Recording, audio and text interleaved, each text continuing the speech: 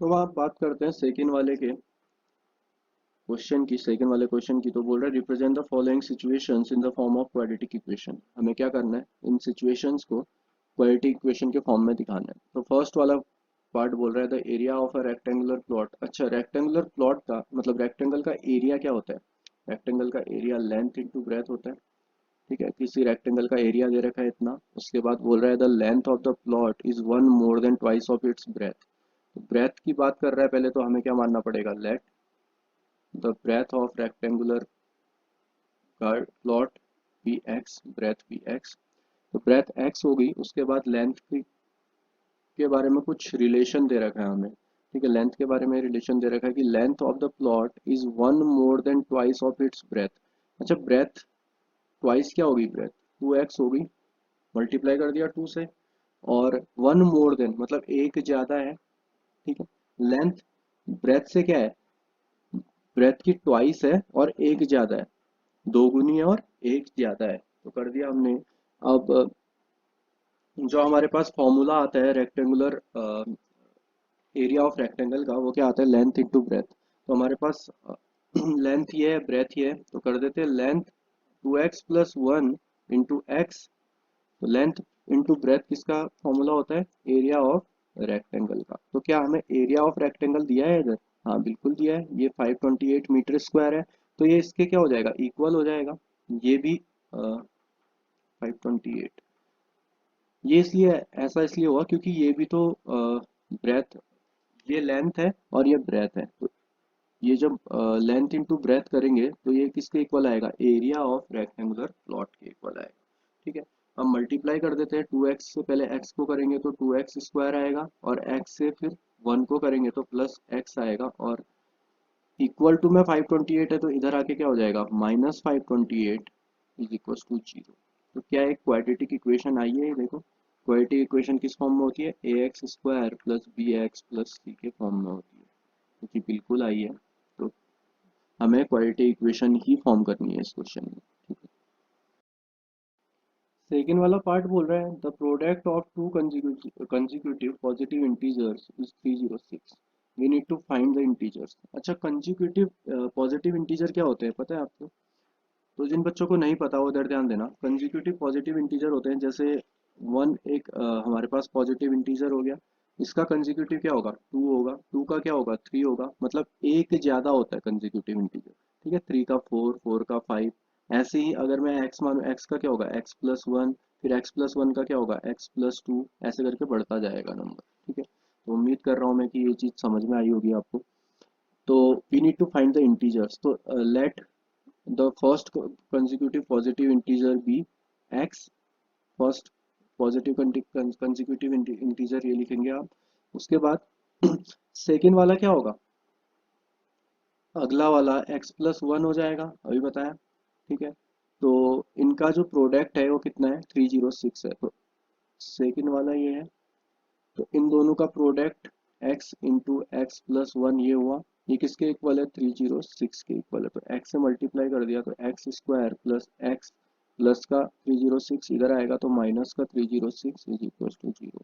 तो क्या एक क्वाड्रेटिक इक्वेशन के फॉर्म में फॉर्म हो गई है? जी हाँ, क्योंकि क्वाड्रेटिक इक्वेशन किस फॉर्म में होती है, A X square plus B X plus C के फॉर्म में होती है। ठीक है,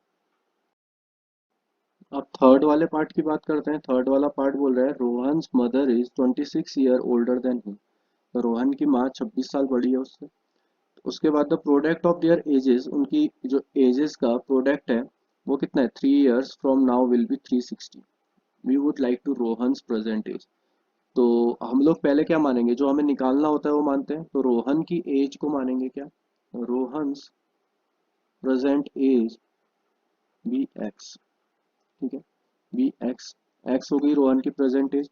उसके बाद 26 ईयर ओल्डर है उसकी मॉम उससे। तो 26 ईयर ओल्डर है, तो एक्स प्लस 26 होंगी उसकी मॉम, उसकी मदर की एज क्या होगी, एक्स प्लस 26 होगी, 26 साल ज़्यादा है।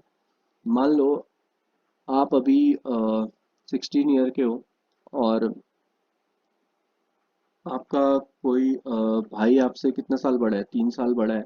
तो कितना होगा 16 प्लस 3 होगा ना। तो ऐसे ही रोहन और रोहन की मदर की एज निकल के आई। तो अब उनकी एजेस का 3 years फ्रॉम नाउ। अच्छा 3 साल बाद क्या होगा, 3 साल बाद रोहन की जो एज होगी वो x+3 होगी, ठीक है। और उसकी माँ की जो एज होगी वो भी x+3 होगी, मतलब x+26+3 होगी। x+26+3 कितना होगा, x+29 होगा। अच्छा जिन बच्चों को नहीं पता हो एक बार ध्यान देना कि अगर मैं बोल दूं कि आपकी एज अभी 16 है, आज से 3 साल बाद आपकी एज क्या होगी, +3 19 होगी। और अगर आपके भाई की एज अभी 18 है तो उसकी भी 3 साल बाद एज बढ़ेगी ना, तो दोनों चीजें बढ़ेंगी, ठीक है। एज में क्या होता है, दोनों चीजें बढ़ती हैं। तो उसके बाद बोल रहा है कि इनका प्रोडक्ट जो है 3 ईयर के बाद वो कितना है, 360 है। तो अब मल्टीप्लाई कर देते हैं पहले इससे इसको, कितना हो गया x² हो गया, फिर x से ही 29 को, फिर प्लस का 29x हो गया, और 3 से x को कितना हो गया, +3x हो गया, 3 से 29 को कितना हो गया, 29 इंटू 3 इज इक्वल टू 360। अब x² +29x +3x कितना, +32x, और 29 इंटू 3 कितना, +9 3 जा 27 बचा 2, 3 2 जा 6 और 2 8, 87 इज इक्वल टू 360। अब x² +32x +87 तो ऐसे ही रहा, 360 प्लस का इधर आएगा तो क्या हो जाएगा, माइनस का 360। अब 360 प्लस माइनस माइनस होगा, तो माइनस कर देते हैं 87 को, साइन किसका आएगा, माइनस का आएगा। तो 7 में से 10 गया 3, 5 बचा 7 और 273 आया। x² +32x माइनस 273, तो ये आ गई हमारी इक्वेशन किस फॉर्म में, क्वाड्रेटिक के फॉर्म में। तो बात है फोर्थ वाले पार्ट की तरफ। फोर्थ वाला पार्ट बोल रहा है अ train travels at a distance of 480 kilometre at a uniform speed. If the speed had been 8 km per hour less, then it would have taken 3 hours more to cover the same distance.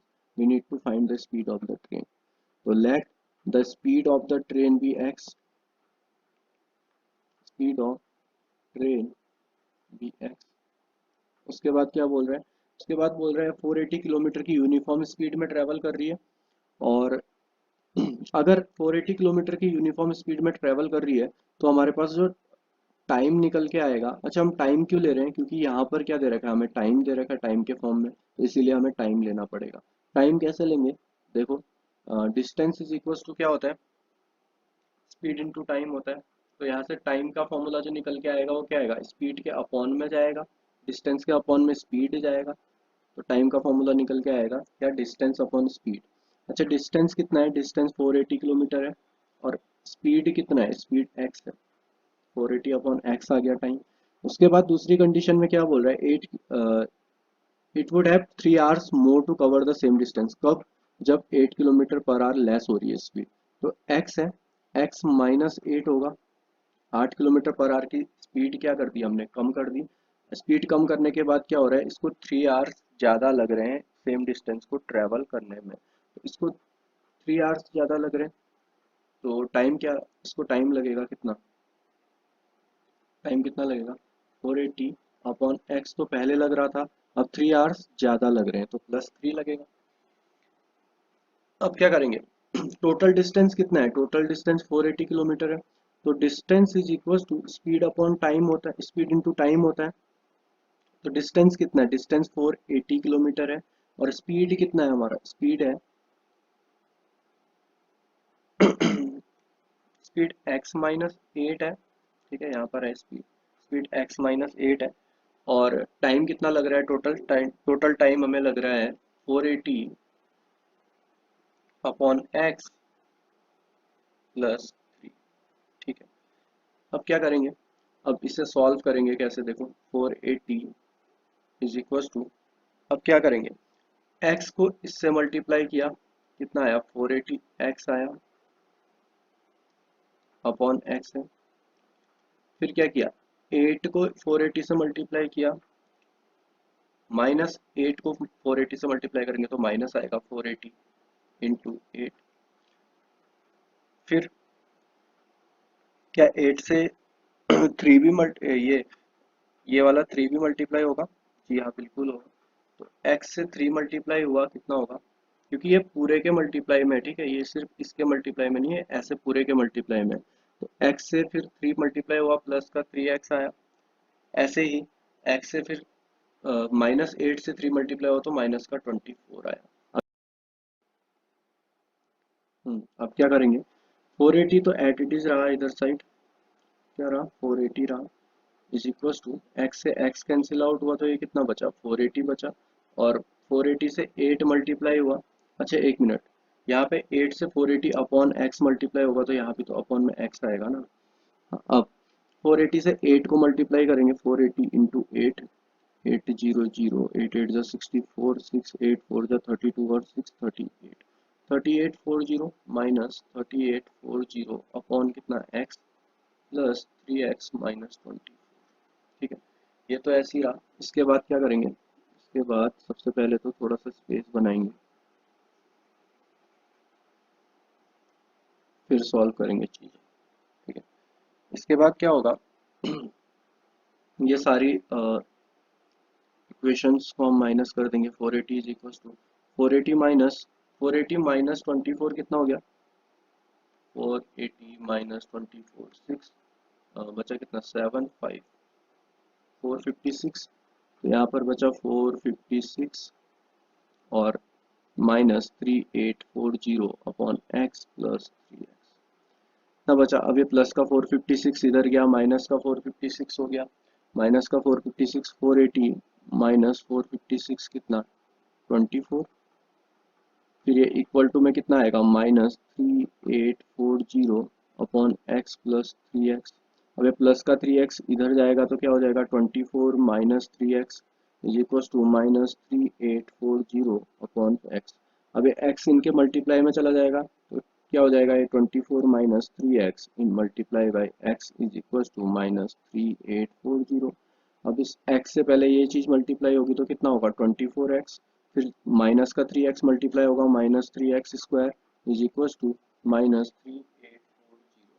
ठीक है, अब उसके बाद ये minus वाले को आगे लेके आते हैं, -3x² प्लस 24x, ये माइनस का इधर आएगा तो प्लस 3840 इज इक्वल टू, तो क्या आ गई, ये क्वाड्रेटिक इक्वेशन निकल के आ गई।